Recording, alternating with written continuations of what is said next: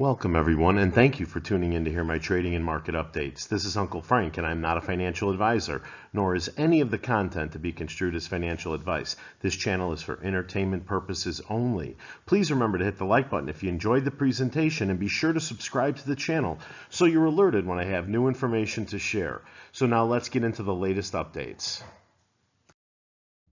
Hey, welcome back everyone. Who remembers this tweet from our CEO back in January of 2023? My stock sales ended a year ago. I will not, in capital letters, sell anymore anytime soon. I ride with you. And just 1 year later, this filing would indicate Adam is selling again. I see 113,833 shares. D, that means disposed of. Transaction date, February 22nd, 2024.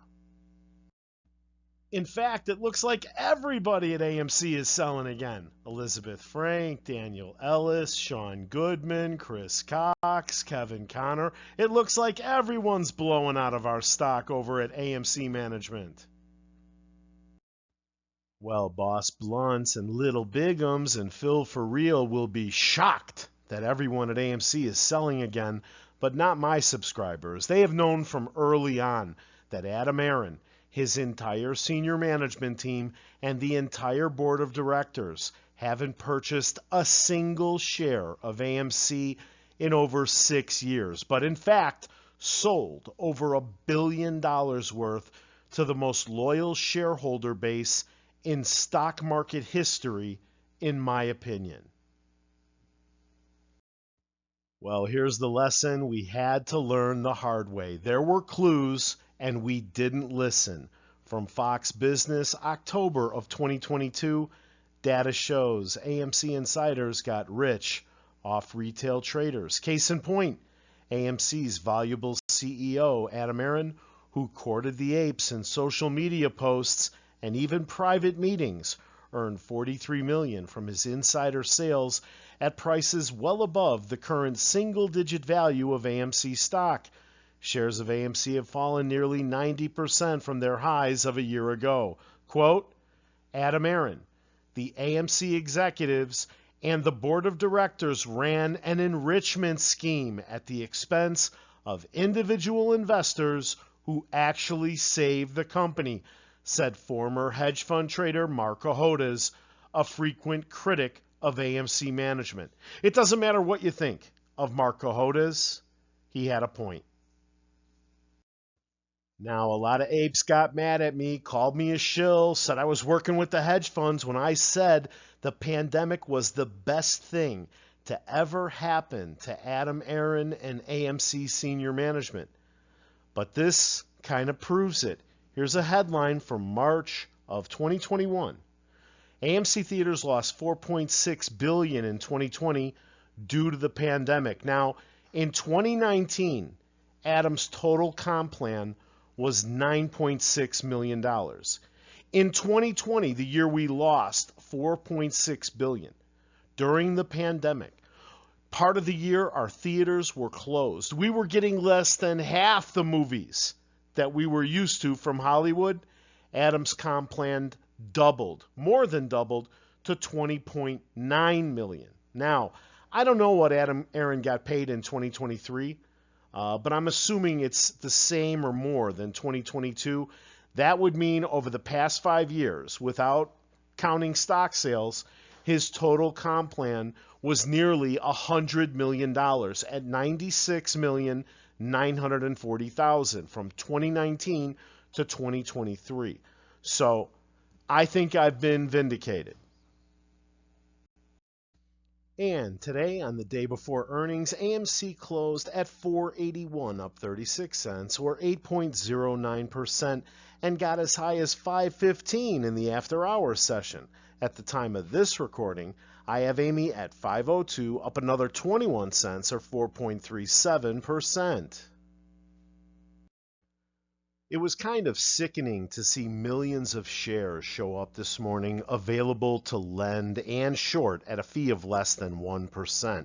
But Uncle Frank, how's that possible? Why, before the conversion of APE and the reverse split, there were only like 3 to 30,000 shares available to lend and short, and that was at a cost to borrow fee near or over 1,000%. Well, you see, my beloved subscribers, if the pinheads, like Really Bad Person on Twitter, would take 15 minutes to read the emails from the Allegheny case, they would learn that the conversion and reverse split was exactly what Wall Street needed, and Derek Van Zandt of Citi, a frequent short seller of AMC and our chief investment banker, planned this scheme in our very own boardroom, and with the help of Antara Capital to sway the shareholder vote in exchange for deeply discounted stock, pulled it off. And Adam Aron and Philip Lader, the leader of our board of directors and currently a senior advisor to Morgan Stanley Institutional Trading, signed off on the whole plan. Would it surprise you to learn that Morgan Stanley was recently fined $249 million on January 12th for leaking information on trades by some of its top clients? Would it further surprise you to learn that one of the recipients of those front-running tips was none other than Citadel? It's true. Then it definitely won't surprise you to learn that Citadel wasn't accused of any wrongdoing. Now, this is going to be hard to hear, but without the ape, this whole thing would have been over a long time ago. In my opinion, the short trade was unsustainable, and the ape was the solution. Yes, Adam screwed us with the ape and even named it after us. And the conversion and reverse split was planned by short sellers for short sellers in our very own boardroom.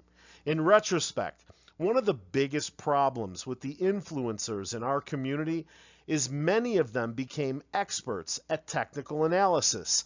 Many became experts in fundamental analysis, but very few of them know anything about investment banking. And if you don't understand that, it will be very difficult for you to see what really happened here. Hashtag today we pounce. At the time of this recording, I see 2.2 million shares available to lend and short at a cost to borrow fee of only 0.57%. But enough about that shit. What's done is done. What the hell is going to happen next, right? Well, we've got our earnings call on Wednesday. Is Adam going to help us? Is Adam going to kill another rally if we get one on top of today's price action? Is Adam going to retire before the shit hits the fan? Are we going to have a great call and surprise to the upside, only to have Adam slaughter a potential rally on Thursday with another round of dilution pre-market? At this point, I wouldn't be surprised by anything. The bad actors have proven they could do whatever they want to us, and the regulators let them do it, and Adam has been happy to help them through this whole shit show. The best part is many of the apes are still stubbornly holding and refuse to be shaken out. So under these conditions, what Uncle Frank is praying for is for something unpleasant to happen to our short seller friends so they're forced to address their problem with AMC.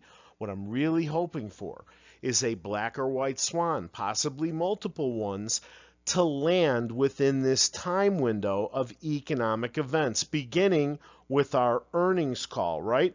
So, on Thursday, we get initial jobless claims, but more importantly, the PCE data group. That's the Fed's favorite indicator. And no less than 5 people from the Fed will be speaking. It's going to be a nut house on Thursday. Friday, March 1st, Dune Part 2 drops. That's our first big blockbuster, right? It's getting great reviews. It's going to only be in theaters this time, not, streaming simultaneously. But Friday is also potentially the first partial shutdown date for the government. So lawmakers are on winter recess until Wednesday, which means they have a short timeline to negotiate a spending deal or pass yet another continuing resolution to prevent a partial shutdown of the government. Now, next week, March 6th and 7th, Fed Chair Powell has to testify before Congress. Friday is the second possible shutdown date, Friday, March 8th, right? Because the stopgap is now two-tiered. Monday, March 11th, the Fed Reserve Board ends the Bank Term Funding Program. That should be a nightmare, okay? Then the following day, Tuesday the 12th, you have CPI. On Thursday the 14th, PPI. On the 15th, my favorite, our first triple witching expiration day for options. That's the one where we've just got a huge swelling of AMC calls in there. We don't know what for, but triple witching should be a real show. If all that wasn't enough, we have the Fed meeting on the 19th and the 20th. So what Uncle Frank is hoping is we get a white or black swan to fly right in the middle of any of this and spoil the party. Okay, so at the time of this recording, I've got max pain still at 450. I've got a put-call ratio of 0.3871. Also, over 214,560 calls out of the money expiring on March 15th. What's behind it? I don't know. Someone is expecting something, right? This is not financial advice. I am not a financial advisor. Hey, I want to thank you for watching, and please remember to hit the like button after this slide if you enjoyed the presentation. Subscribe to the channel and set the alert so you're notified when I have new information to share. See you at the bell.